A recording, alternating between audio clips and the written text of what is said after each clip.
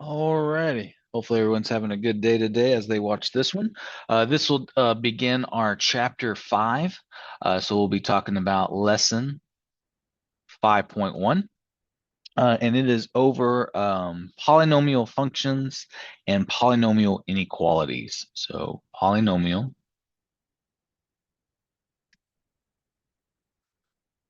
functions and polynomial inequalities.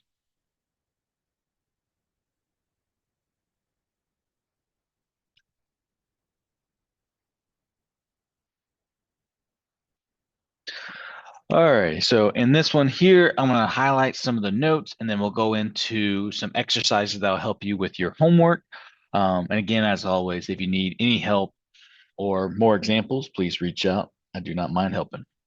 All right, so one of the big things is you'll see some words kind of interchange. So if you see the word zeros, it also means roots, which also means solutions, which also means x-intercepts. So if you're asked to find any one of these four things, it's asking for the exact same thing. Where does it cross the x-axis? The next big topic here is the leading term. And then my best interpretation of this is the highest degree with its coefficient.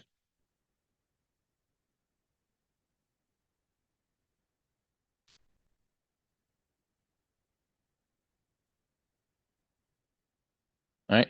So when you're looking for the highest degree, um, but that's great. That's super easy, but make sure you attach the coefficient to it as well with its sign. That's usually this mistake that students will make. But as long as you don't do that, you'll be just fine. What this does, it will tell you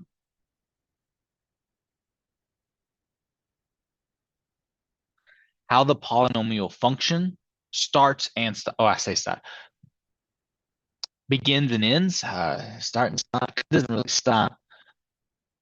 I guess you can call it that. You'll understand when we start graphing, but it's how the polynomial function.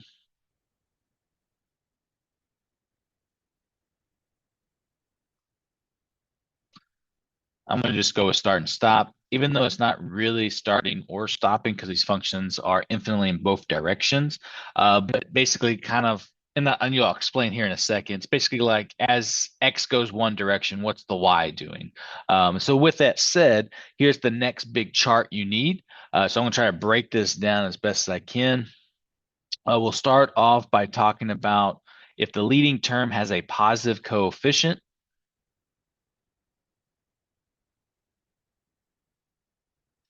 and a even degree. What does that mean? Well, that means as x goes towards infinity, meaning as the graph goes to the right, the y value is going up. So it's going to infinity. So basically, if you kind of look at this, it's basically as I go to the right, the graph is going up. And then vice versa, as my x value is going to the left, which is negative infinity, my f of x will happen to be also going up. So this would be, so as I go to the left, my graph is also going up. And so a good interpretation of this would be something like this. So as x and goes left and right, my y value is going up in both directions. Now let's say it's a odd degree with a positive coefficient. Right? This time, as my graph goes to the right,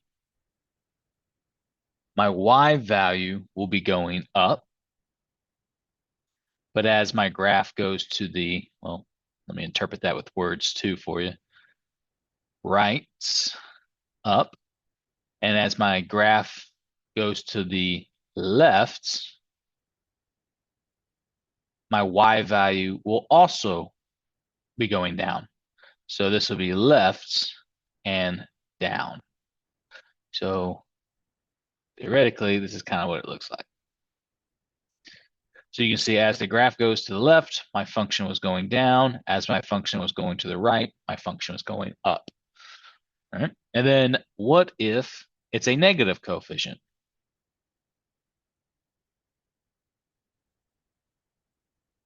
Well, if it's a negative coefficient and an even degree, let's change this in different colors so you don't get too confused.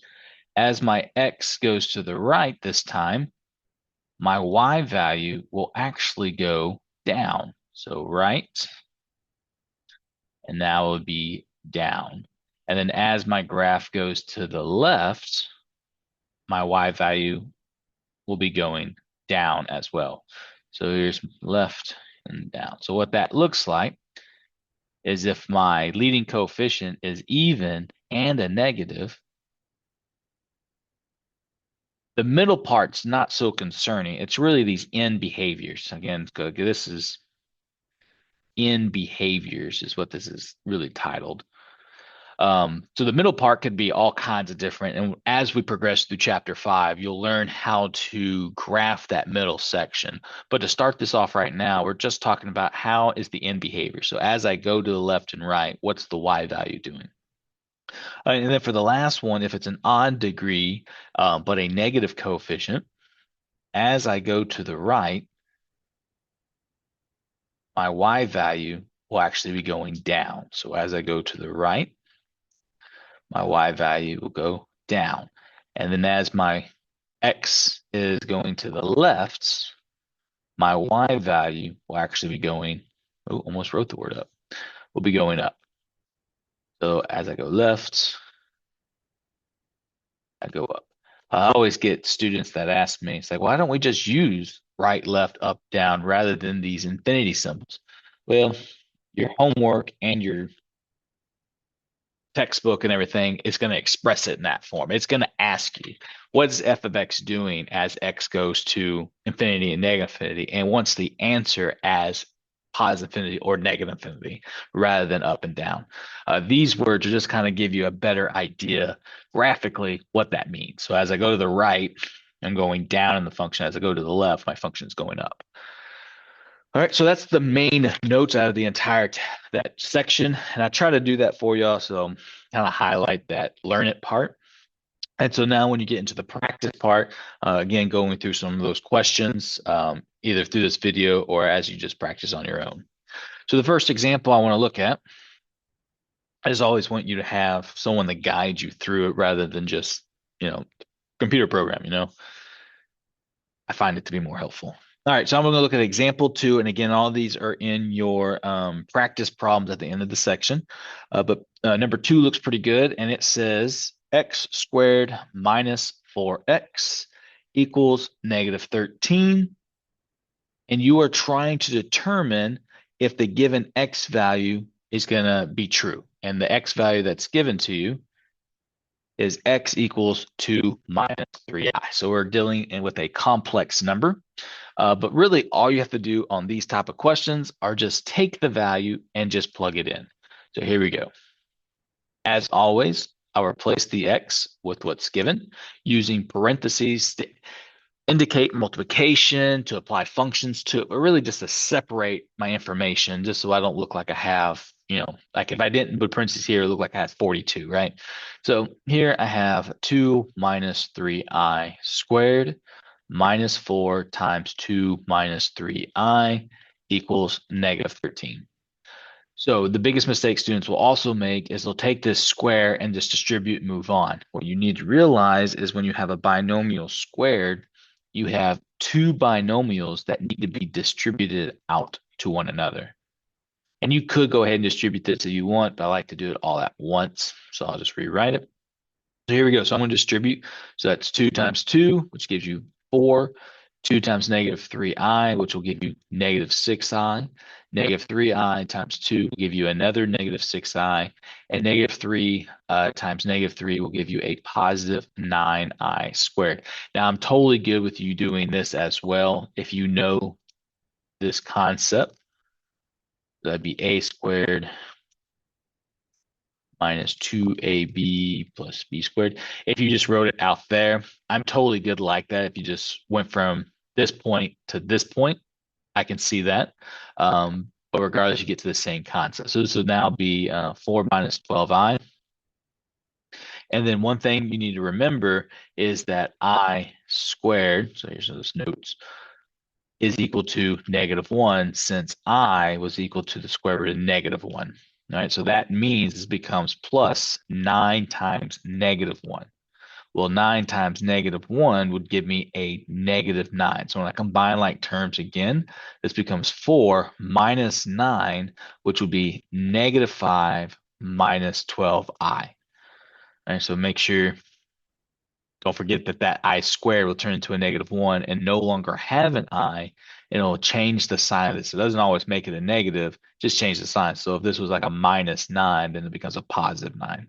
And then after that, I'm going to go ahead and distribute and bring that all the way down to the bottom here. So -4 times 2 would give me -8. -4 times -3 is a +12i equals -13. Do watch out for this as well. That's a -4 that's being distributed, not just a 4. All right. I'm going to combine like terms now. So that will give me -5 and -8 will give me -13. -12i plus 12i will cancel each other out. And I see -13 equals -13. When you are simplifying the left and it actually equals the right, you've just shown that it is a yes. I guess it would be the question on your thing. It'll just check yes. It is a solution to this problem. Right? If you got something else, like if I would got +13 equals -13, then that would be a no.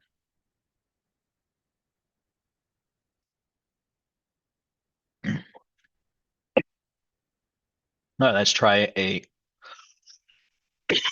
another one. So we'll look at number 17. So this one says 6x to the 7th minus 3x to the 5th equals 3x to the 4th minus 6x to the 2nd. And we're trying to see, does x equal -1 a solution? Right? So again, as always, I'll take what x is and plug it in for each corresponding x. And I'm just trying to see, does the left equal the right? So I don't have to set this equal to 0 to solve it, because I'm just trying to determine, is this an answer?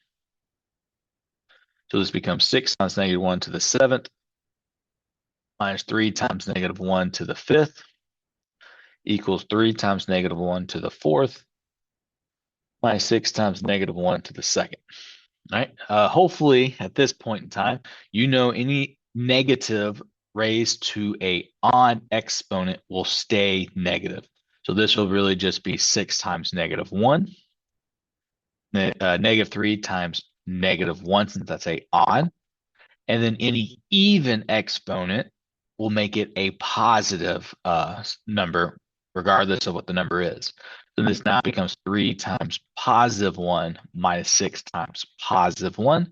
And then now I can do some simple multiplication. This gives me -6. -3 times -1 gives me a +3. And then I get 3 minus 6.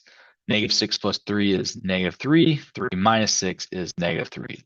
So that would be a yes. Right? So just some simple facts there that's just kind of testing you on. All right, let's jump to a different type of question. So we'll look at number 24.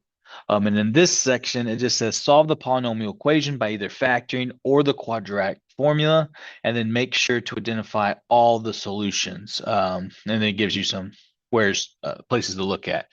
So here we go.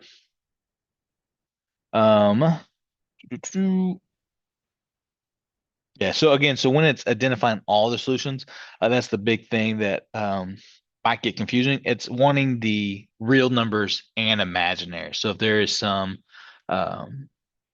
complex numbers or imaginary answers, they want those results as well.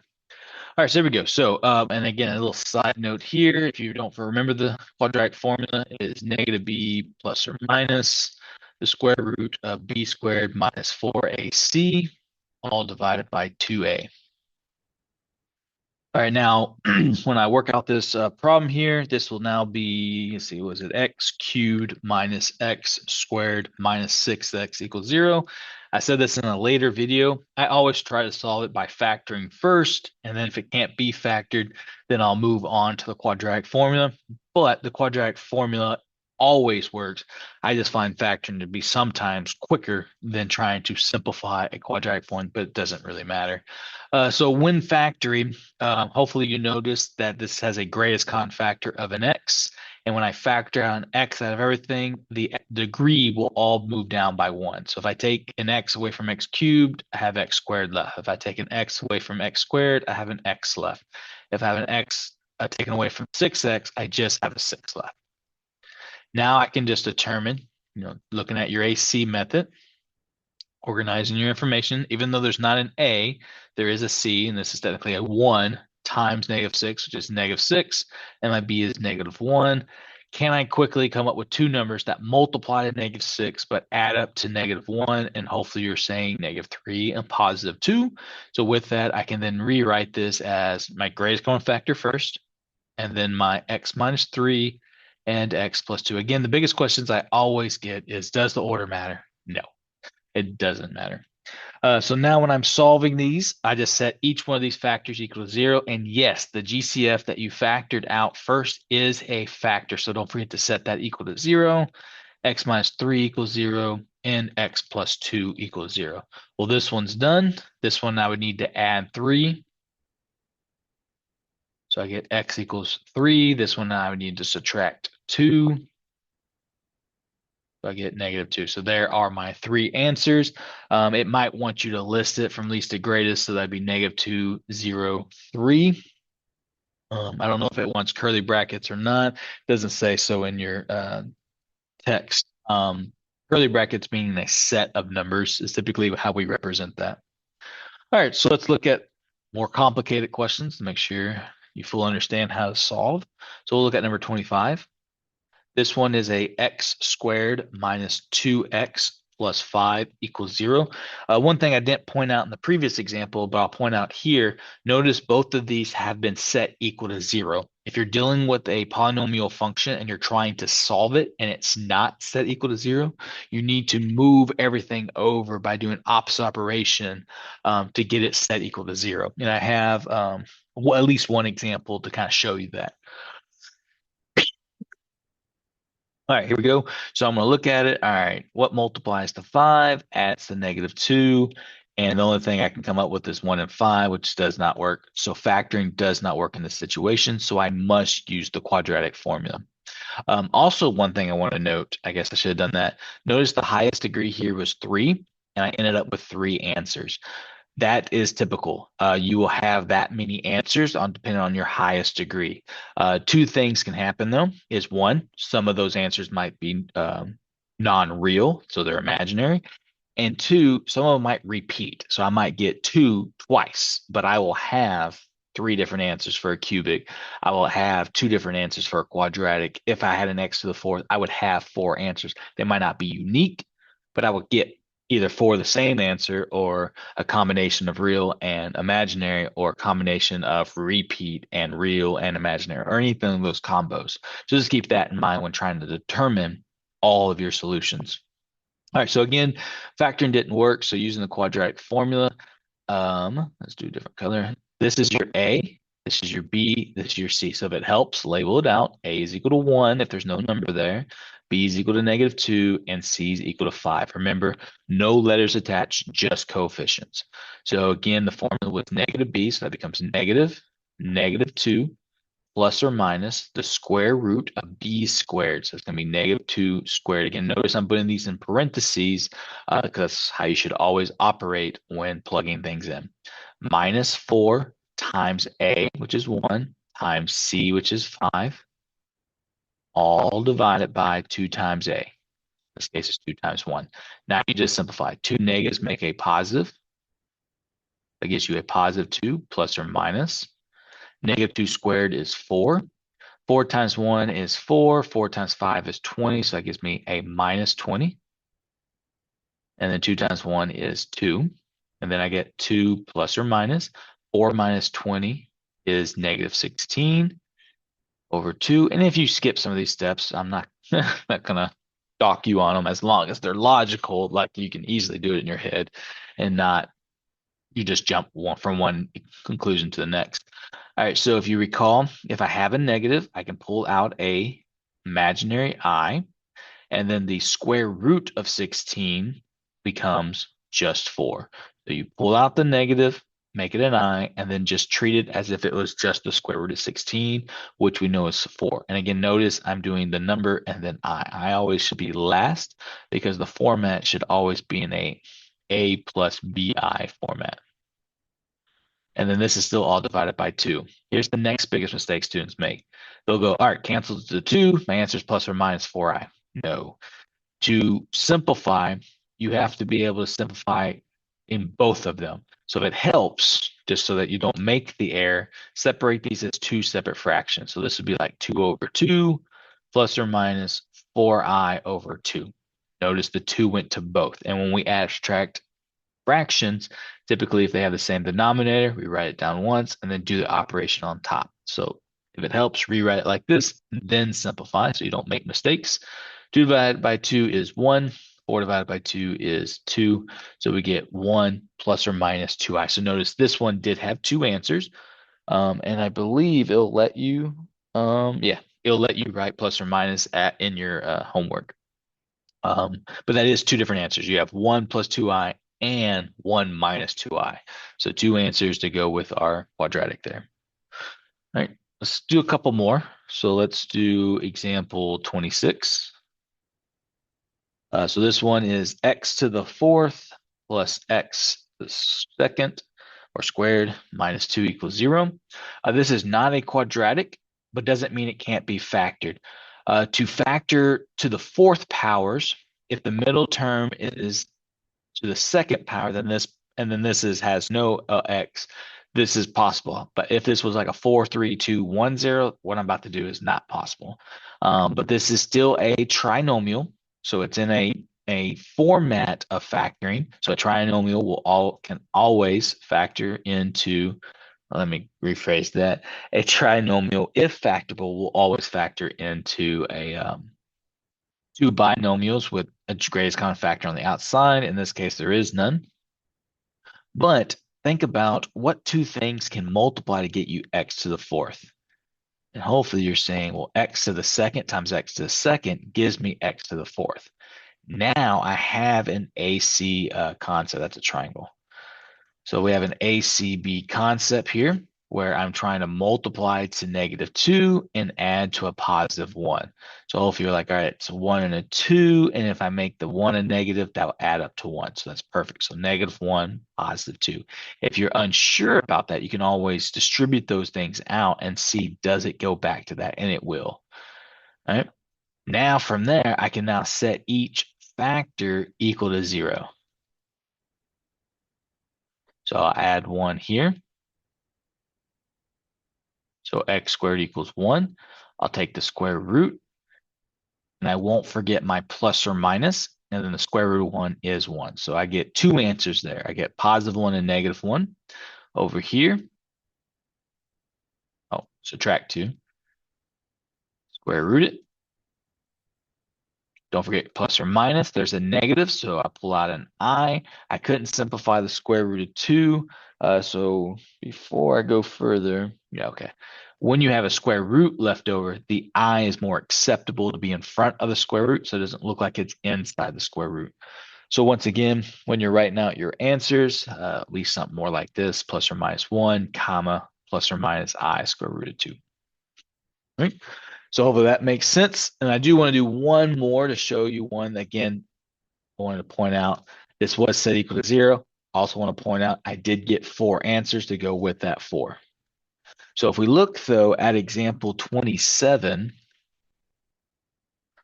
this is 2x squared plus 5x equals 3. Before I can get to factoring or the quadratic formula, I need to set this equal to 0. So I'm going to subtract 3 first. So that gives me 2x squared plus 5x minus 3 equals 0. Now I'm ready to either A, try to factor this, or B, try to use the quadratic formula. Again, I kind of default to factoring, but it really doesn't matter.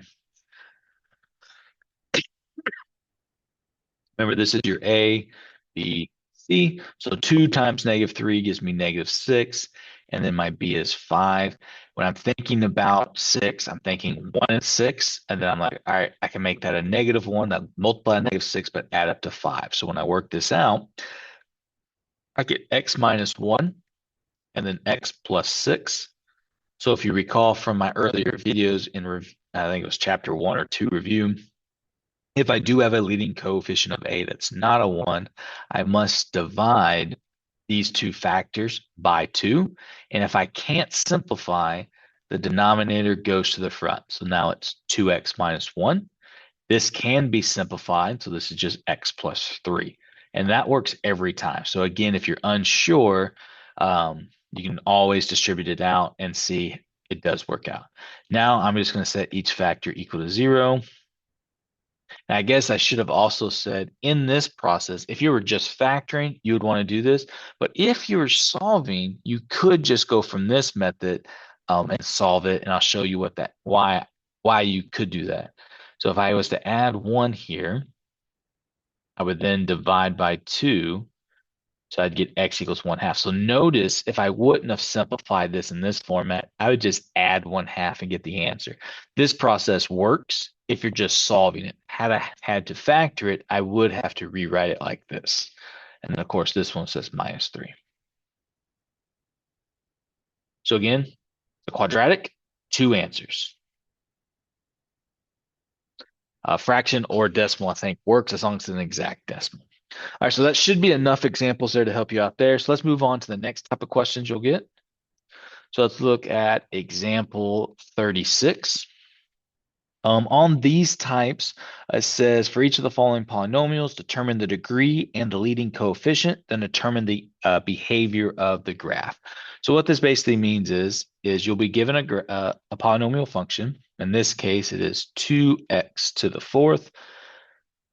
Oh man, lost my train. 3, there we go, minus 3x cubed minus 6x squared minus x minus 23.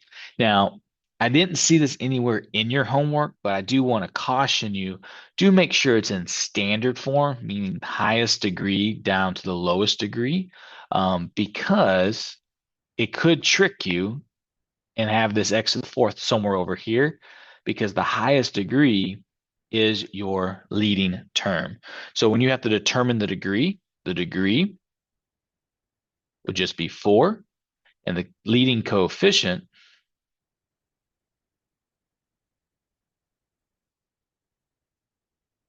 would be A2. All right. And so what this now means is it says now determine the behavior of the graph as x goes to infinity. So I think in your homework, it says like x goes to positive infinity, f of x does what? It has like a blank here. Well, if you go back to that chart in the very first slide, this is a even degree, a positive exponent. So a even positive does something like this. So that's the only thing that matters. So as I go to the right, my graph goes to the right. Again, I'm just paying attention to the end behavior. I don't really know what's going on in the middle yet. And then as I go to the left, I can see that my graph is still going up. And that's how you answer that question. So it's just kind of remembering those 4 main things. You can use your notes, but then get to a point where you're not using your notes so that you're ready for the test when you get to this point. I just do a couple more to make sure we fully grasp this concept. Let's look at example 37. This would be j of x equals 4x to the 7th plus 5x to the 5th plus 12. Again, it is in standard form, so it's not trying to trick me. I'm going to circle my highest degree. So then I know my degree is 7, which is odd. My leading coefficient. And as I preference this, I believe I was misspelling coefficient at the beginning. wrong every time. I think I had spelt correctly, and then I erased the second F. But this right here would be a positive. So a lot of students do get confused on that even odd concept. Even odd is looking at the degree. Positive negative is looking at the coefficient. So if I know it's odd and positive, I know my graph does something like this in a maybe a better looking graph, but that's the end behavior there. I know odd, it typically looks like a cubic, and if it's positive, it's going to look like a cubic, and if it was a negative, then I know it's a flipped cubic. It's kind of how I remember it. So therefore, I can say as x approaches negative infinity, f of x. So basically, as the graph goes to the left, my y value is going down. So that'd be negative infinity. As my graph is going to the right, my f of x is going up to positive infinity. And there's your answer. All right, let's do one more because this type can kind of be confusing here. So let's look at number 38. So we'll look at r of x equals 3x plus 5 times x minus 2 times 2x minus 1 times 4x minus 7. All right, you do not have to distribute all of this out. All you have to do is just multiply the highest degree in each of the corresponding factors. So 3x is a higher degree than 5, x is higher degree than just negative 2, 2x is a higher degree than negative 1, and 4x is a higher degree than negative 7. So I'm going to multiply those all out. So that gives me 3x times x is 3x squared. This will then give me 6x cubed, and then this will give me 24x to the fourth. So 24x to the fourth. And then that would be the leading term regardless of the rest of the stuff. Because again, that's the only thing you need. So again, if it helps, just do 3 times 1, which is 3 times 2, which is 6. 6 times 4 is 24. And then 1, 2, 3, 4 x's gives me x to the fourth. Watch out for if there's exponents on the outside of the parentheses or exponents on the inside, you need to add those with your degree. So in this situation, my degree is 4, and my leading coefficient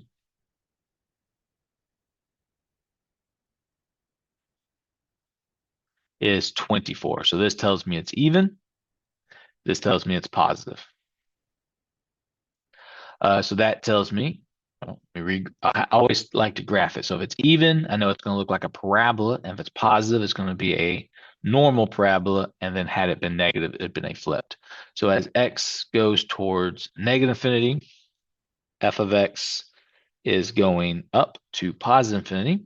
And as x goes to positive infinity, the f of x is still going to positive infinity. All right, so hopefully that made a little bit more sense. Quite easy. You don't have to, again, distribute all that out. So let's look at a different type of problem you'll be exposed to. So let's look at number 43. It says for each of the following polynomial functions, determine the behavior of its graph as x approaches positive and negative infinity, and identify x and y intercepts, and then use the information to sketch the graph of each polynomial.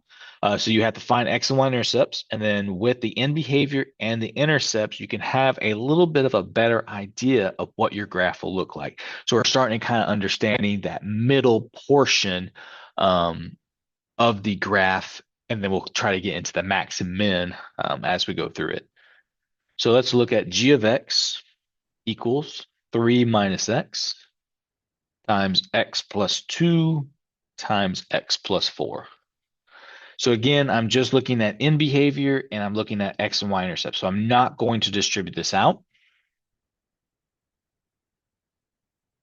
I'm just going to look at the leading coefficient or leading term in each of the following factors. So negative x is my leading coefficient because it's a higher degree than 3. And then I have an x, and then I have another x. So that would give me a negative x cubed. It doesn't tell me for the degree, but I'm going to write it out anyways, just so I know it's an odd. And then my coefficient is -1, which is negative. So that tells me my end behavior would be a flipped cubic. So that would be in this direction. So that's my end behavior. And then to find x-intercepts, let's start with y-intercepts. We know that x is equal to 0.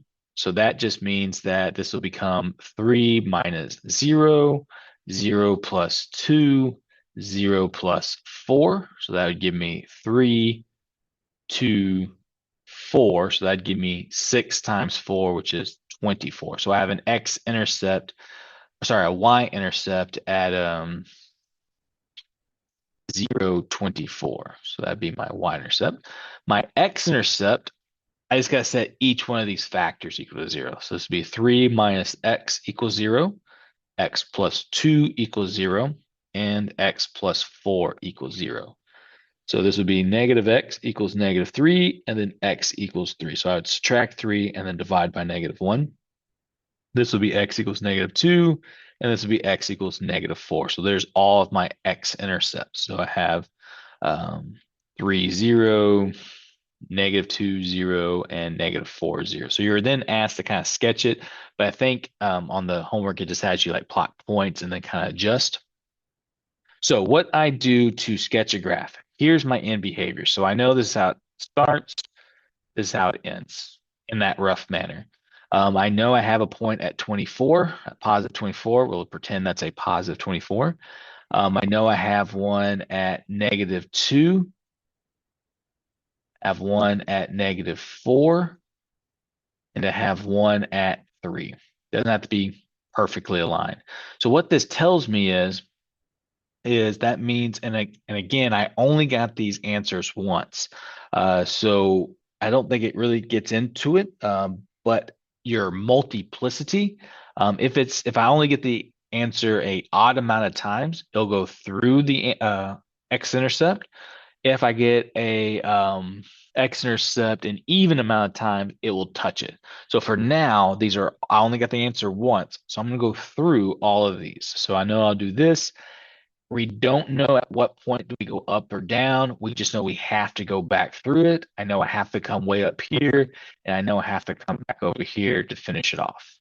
So again, the only thing we don't know is the max and min values and what they look like yet. We'll eventually learn how to do that. But right now, this is roughly what this graph would look like. So you would either sketch it or maybe you have to match it or anything like that. All right. Let's do a couple different types. So let's look at example 54. This one is just a matching. So you would take it and then you would just match which one of the graphs it kind of go with. I'm not going to draw all those matches. You can just follow along in the book as well. So this give me x plus 1 squared and x minus 3 squared. All right, so again, I'm just going to look at the leading coefficient. When I do that, I have a x squared and a x squared. So x squared times x squared would give me x to the 4th. All right. So that's what I was telling you earlier, to pay attention to those exponents that might be on the outside of the factor or just attached to it. So my degree is 4, which is even. My coefficient is 1, which is positive. So a even positive tells me it looks like a quadratic. So once I have this information here, I can then go, all right, okay, there we go. Okay, so with that said, it could either be A, D, really just A and D.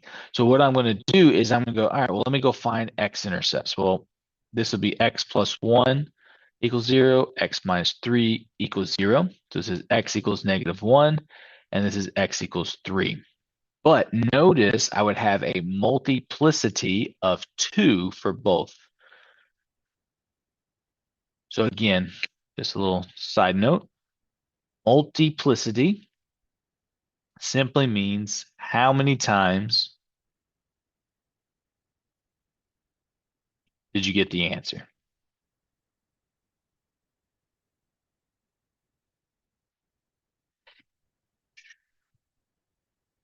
If it's a even amount of times,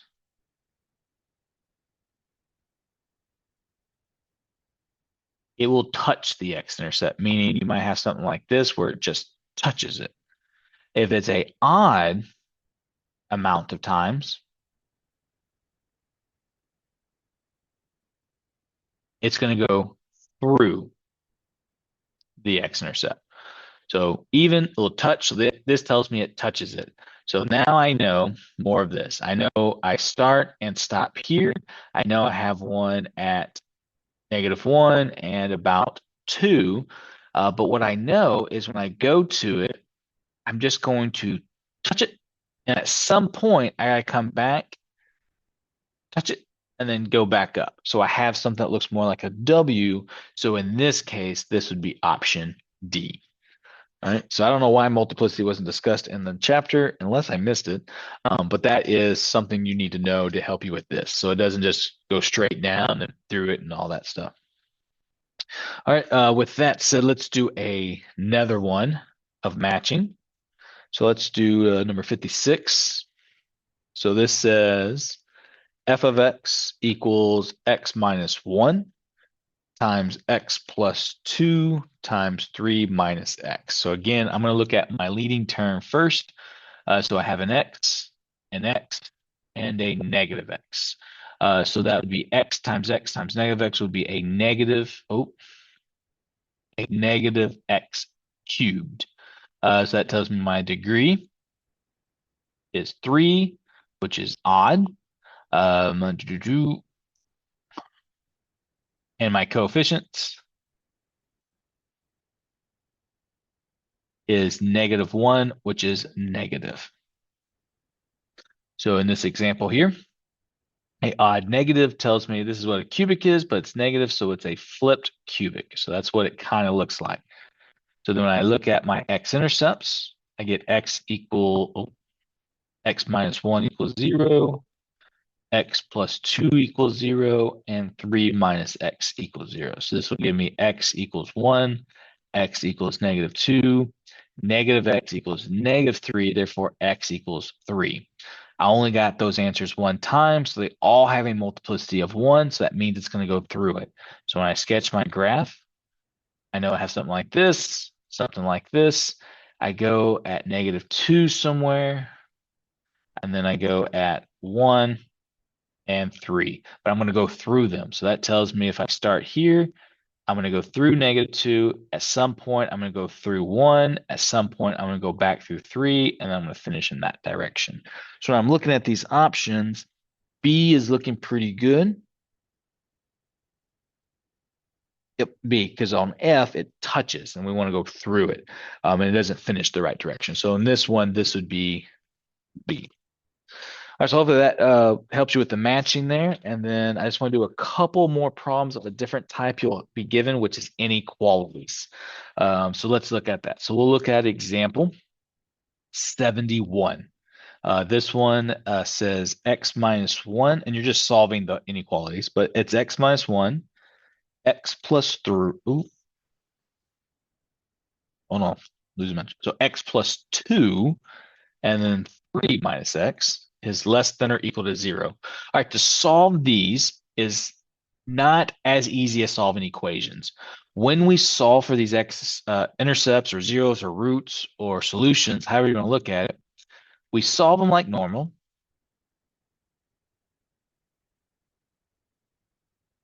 So this will give me x equals 1. This will give me x equals -2.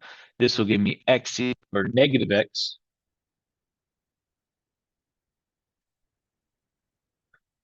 will equal -3. And then this will give me x equals +3, right? But those aren't my answers. What it is are boundary numbers. So what I do is I'll draw a number line. Here's -2. Here's 1. Here's 3. Now come up with numbers in between those numbers. So I'm going to go with -3. I'm going to go with 0, 2, and 4. It can be any number that's in between those numbers, but I try to keep it as simple as I can. What you're then going to do And so you're going to plug these values into this, and you're just trying to determine, is this going to be a positive or a negative? So when it's written like this is how I like to do it. I'll plug in -3. -3 minus 1 is a -4. So that'll give me a negative value. That's really all I'm caring about is the sign. I plug in a -3. -3 plus 2 will give me a negative. I plug in -3. That'll give me 3 minus a negative, which would be a +6. So that'd be a positive. Two negatives and a positive will make a positive. All right. I'm trying to find numbers that are going to be less than or equal to 0. A positive number, regardless of what the number is not going to be less than or equal to 0. So this part will not be part of my solution. So now I'm going to do the same thing with 0. I plug in 0. 0 minus 1 gives me a negative. 0 plus 2 gives me a positive. 3 minus 0 gives me a positive. One negative, two positives gives me a negative. A negative number is less than or equal to 0. So this will work out. So this part will be part of my solution. I'll show you how to write that out here in a second. Let's try 2. 2 minus 1 gives me a positive. 2 plus 2 gives me a positive. 3 minus 2 gives me a positive. So I got 3 positives. That'll give me a positive, but a positive is not less than or equal to 0. So that's not part of my solution. So now I'll try 4. 4 minus 1 gives me a positive. 4 plus 2 gives me a positive. 3 minus 4 gives me a negative. Two positives and a negative will give me a negative as a result. A negative is less than or equal to 0, so that's part of my solution. Now, one thing also to note is if you have things that look like this, you'll get brackets. If you get things that look like this, you'll get parentheses, meaning if you have a line underneath the inequality, it is included in your set. If you do not have a line underneath it, you would have an open interval versus a closed interval. So my answer is going to be all the answers from -2, because I told you these are your boundary numbers, to 1, but notice they do have closed interval because the -2 and 1 are included. And make sure, yeah, 3, and then it just keeps going on forever. So we'll say positive infinity, which will get a parentheses. You can never put a bracket around a parentheses. All right. And so then this becomes your solution. You don't no longer just have certain values. Now you have intervals that are your answer when talking about inequalities. All right, let's do a couple more to make sure you fully grasp that concept. So let's look at example 75. So this will be 4x squared less than 6x plus 4.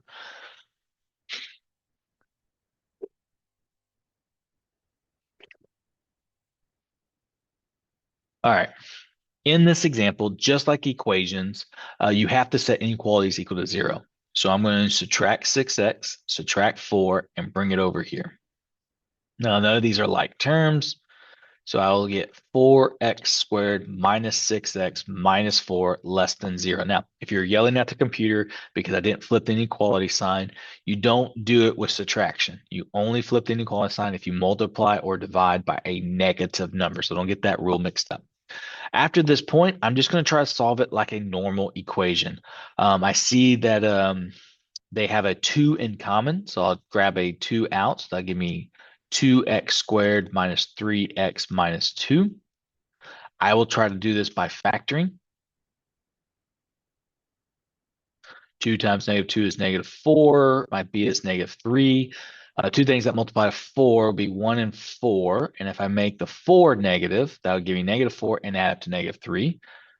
So then this will give me x plus 1, x minus 4, and then divide by the leading coefficient. And again, I told you beforehand, if I was just factoring, I would need to rewrite it so that the denominator is my leading term. But since I'm solving it, I have 2 equals 0, because that is a greatest common factor, x plus 1/2 equals 0, and x minus 2 equals 0. Obviously, that doesn't make sense. Here, this is x equals -1/2. Here equals x equals 2. Again, if I was to move the 2 here, I would subtract 1, divide by 2, and still get to the same concept. One thing, though, again, when we do a lot of work, we tend to go, there's the answer and be done. It's a inequality. So remember, these are boundary numbers. So here's negative 1/2.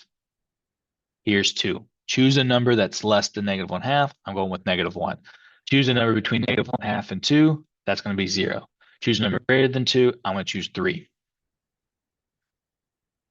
Again, I'm not trying to find the actual value. I'm just trying to figure out at what point does this equal less than 0. Now, you can do this in a couple ways. You can use this one. You can use this one. You can use this one. You could even go back and use this one. I like to use the factors because I'm just trying to determine what this is going to be. This is a positive 2. It's going to have no effect to the sign other than it just being positive. So what I'm going to do is just focus on these two factors. If I plug in a negative 1, a negative 1 plus a half will give me a negative. A negative 1 minus 2 or whatever will give me a negative. 2 negatives will give me a positive. A positive is not less than 0. So I'm here, plug in a 0. 0 plus 1/2 will give me a positive. 0 minus 2 would give me a negative. A positive negative gives me running out of room here, a negative. Negative is less than 0, so that's part of my answer. Plug in a 3. 3 plus 1 is a positive.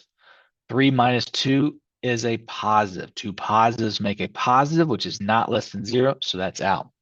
So therefore, this part is my answer. So I got negative 1/2 to 2. Remember, the boundary numbers are your answer. These are just test values. Now, because the inequality does not have the line underneath it, it gets parentheses. Let me just do one more and I'll feel better knowing that y'all know how to do this. And then I'll call it a day. So let's look at example 76. This one is x squared times x plus 4 times x minus 3 greater than 0. All right. These are the nice ones, right? This is x squared equals 0. This is x plus 4 equals 0. This is x minus 3 equals 0. Take the square root of both of them, and I still get plus or minus 0. It's still just 0. I get x equals negative 4, and I get x equals 3. We don't have to pay attention so much to multiplicity when we're just trying to solve. So I got my boundary numbers pretty quickly. So that's negative 4. Here's 0. Here's 3. So again, I'm just paying attention to the signs. So I'm going to try negative 5, negative 1, a 1, and a 4. Try to keep it as simple as I can. Anything squared will give me a positive. Negative 5 plus 4 will give me a negative. Negative 5 minus 3 will give me a negative. A positive and 2 negatives will give me a positive. A positive is greater than 0. That works. Come over here, plug in a negative. A negative 1 squared will give me a positive. Negative 1 plus 4 will be a positive. Negative 1 minus 3 would be a negative. 2 positive and negative gives me a negative. Negative is not greater than 0. That's out. Take 1. 1 squared is a positive. 1 plus 4 is a positive. 1 minus 3 is a negative. So again, 1 minus 3 is that negative 2. So that gives me a negative, which is not greater than 0. That's out. Take my 4. 4 squared is going to be a positive. 4 plus 4 is a positive. 4 minus 3 is a positive. Oh, I wrote a 4. Is a positive. So 3 positives gives me a positive. A positive is greater than 0. That's part of my solution. I'm looking at the left side here, but this is all infinite. So that's going to be negative infinity to my boundary number of negative 4. And infinities always get parentheses. There's no line underneath the inequality, so it'll also get a parentheses. Union, boundary number is 3. And this keeps going on forever, so that would be a positive infinity. And then again, infinities always get a parentheses. So hopefully this gives you plenty of information that you need, and you'll do just fine in this section. But if you do need more help, please let me know. Until the next video.